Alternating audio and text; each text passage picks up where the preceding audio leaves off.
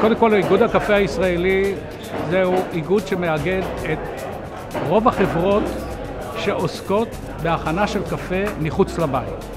אליפות הבריסטה זה הדרך שבה אנחנו מחפשים את האנשים שיגלו את המיומנות הטובה ביותר והגבוהה ביותר בהכנה של אספרסו בתוך האספרסו ברים או בבתי הקפה.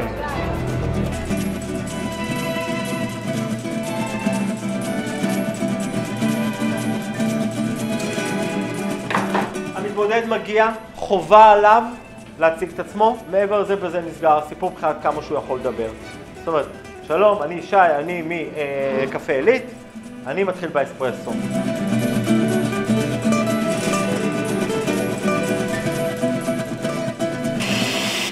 הם עומדים ככה, דקה לפני, אומרים להם את הזמנים, הם צריכים להוציא, בסדר, לייבש ולהחזיק.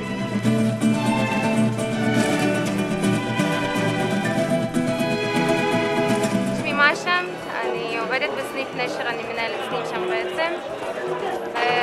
משהו כי 4.5 שנים אני כבר עובדת על הבר, וזה משהו שאני מאוד אוהבת. וככה הגעתי לתחרות הזאת.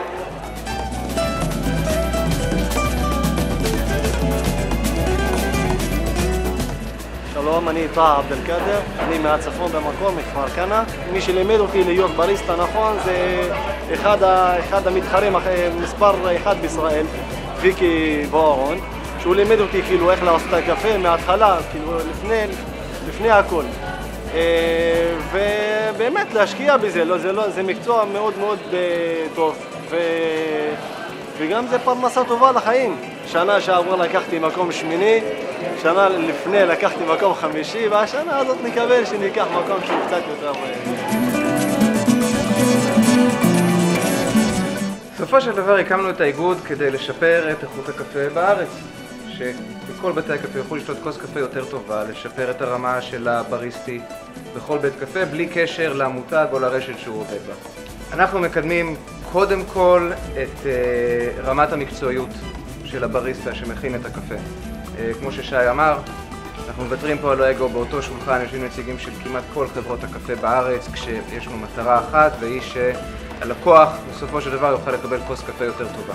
עכשיו, האיגודים הבינלאומיים, גם בארצות הברית וגם באירופה, הם מודעים לעניין הזה, והפכו את הנושא של הכנת הקפה כדבר חשוב מאוד, וכבר 10 שנים, אני חושב 12 שנה, מתקיימת התחרות הזאת, היא נקראת World Barista Championship, שהחלה בשנת 2000 במונטה קרלו, וממשיכה כל שנה מדי שנה, שבה קובעים מי יהיה אלוף הבריסטה העולמי.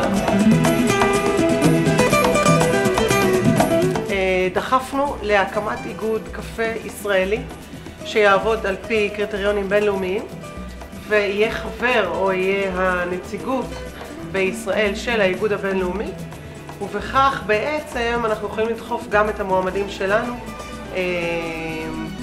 למקצוענות, לשיפור איכות, לסטנדרטים גבוהים יותר ויותר.